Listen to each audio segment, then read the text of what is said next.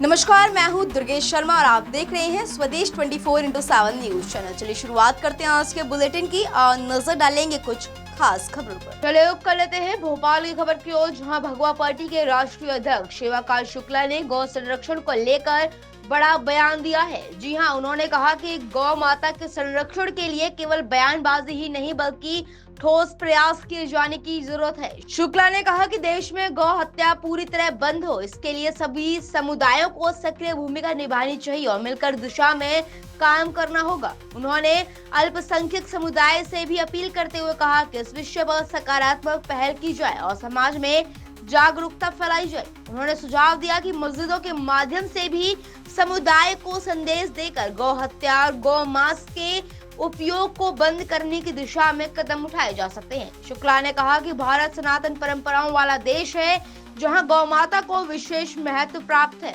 इसलिए गौ संरक्षण को सर्वोच्च प्राथमिकता दी जानी चाहिए। उन्होंने कहा कि समाज के सभी वर्गों के सहयोग और जागरूकता से ही इस तरह के प्रयास सफल हो सकते हैं। इस खास खबर के लिए भोपाल से संवाददाता MG सरवर की रिपोर्ट। दिग्विजय सिंह जी अवसरवादी हैं। वो जब तक सांसद रहे, मंत्री रहे, वो राम मंदिर कभी नहीं गए।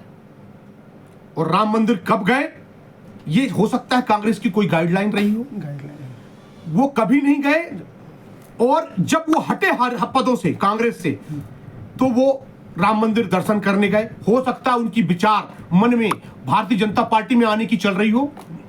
ऐसे लोग अवसरवादी होते हैं और सरकार और सत्ता में रहने की कोशिश करते हैं। तो ये कांग्रेस पार्टी की गाइडलाइंस भी हो सकती है कि आप पद पर रहते हुए राम मंदिर ना जाए। बिल्कुल सही है, वोट की राजनीति, ये विचारधारा दिखाना है।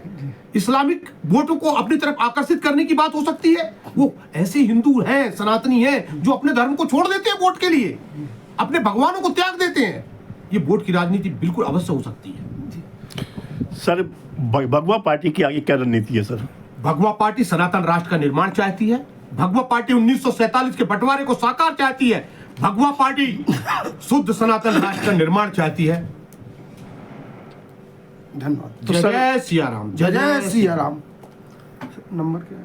9893। इनसे फायदा उठाया और इन्हीं बीच सबसे जन्मी थी भगवा पार्टी, भारतीय गणवार्ता पार्टी, जो विशुद्ध रूप से सनातन धर्म की ध्वजा को राष्ट्र सर्वोपरि मानते हुए आगे बढ़ाने का काम के लिए गठित हुई थी और सतत ही बिना किसी स्वार्थ के कार्य करती रही है।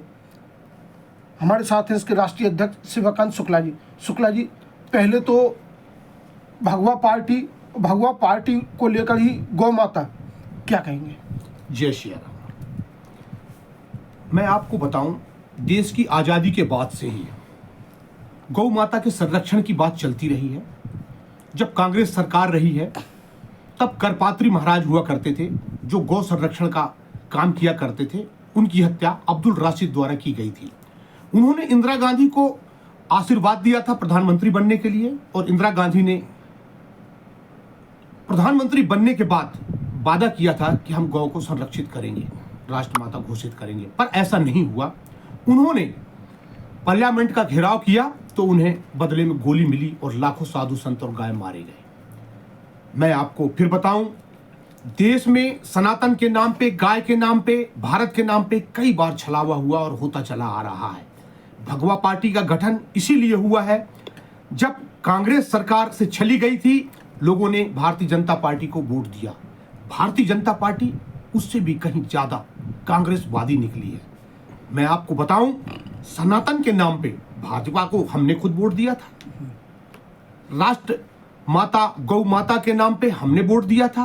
पर आप देखिए, जगह जगह पर गाय कटी मिलती हैं, बीफ का बड़ा व्यापार होता है। आज विश्व में दूसरे स्थान पे भारत बीफ का निर्यातक उसके बन चुका साथ ही है। देखा जाए राजधानी भोपाल, जहां पिछले विगत 20 वर्षों से लगातार भारतीय जनता पार्टी की सरकार रही है, लेकिन भोपाल जैसे राजधानी जैसे शहर में, 20 शहर में, यहाँ पर बड़े गौमांस का एक अभी हाल में प्रकरण आया है, क्या कहेंगे? 26 टन गौमांस पकड़ा गया था, जब्त हुआ था PHQ के सामने। उसको गोलमाल करने की कोशिश की थी भारतीय जनता पार्टी के नेता और सरकार के कुछ चुनिंदे लोगों ने। जब उसकी जांच हुई, कहते आए कि नहीं, ये गाय का मांस नहीं है। लैब टेस्ट के बाद ये प्रदर्शित हुआ कि गाय का ही मांस था।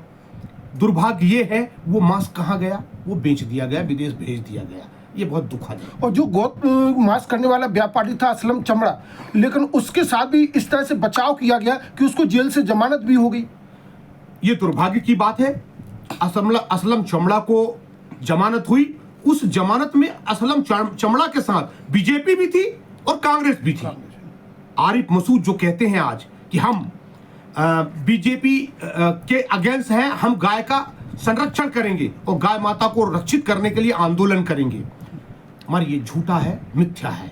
यदि वो करते तो सबसे पहले मस्जिदों से नमाज पढ़े जाने वाले जगह से वो ऐलान करवाते मौलवियों से कि गाय माता को कोई भी मौलवी या इस्लामिक कट्टरपंथी नहीं काटेगा। यदि ये हो जाए तो भारत में भूचाल आ जाएगा और वाकई में भारत माता और गौ माता की रक्षा होने लगेगी। और हाल ही में जहांगीराबाद में जो प्रकरण आया जिसमें वो बता रहे हैं कि इस तरह का जो हिंदू पक्ष है उस तरह के कार्य में रत है। बिल्कुल हो सकता है। मैं कहता हूं हिंदू पक्ष हो, क्रिश्चियन पक्ष हो, मुसलमान पक्ष हो, गुनाह तो गुनाह है। कोई भी हो उसको चौराहे पे फांसी देनी हो सकता है किसी बड़े षड्यंत्र का हिस्सा भी हो सकता है। वो षड्यंत्र का हिस्सा हो सकता है, बिल्कुल हो सकता है। हो सकता है कई लोग दूसरे पक्ष को बदनाम करने के लिए ये साजिश रच रहे हों, जो पहले भी तो हुआ है इस देश में, आजादी के पहले भी होता आया है। तोड़ो और राज करो। आज वही घटना वोट पाने के लिए की जाती है, राजनीति की जाती है। राजनीति और वोट पाने की बात हो रही है। हाल ही में कांग्रेस के काफी वरिष्ठ बुजुर्ग नेता हैं दिग्विजय सिंह जी, उन्होंने राम के प्रति अपनी आस्था व्यक्त की है। अयोध्या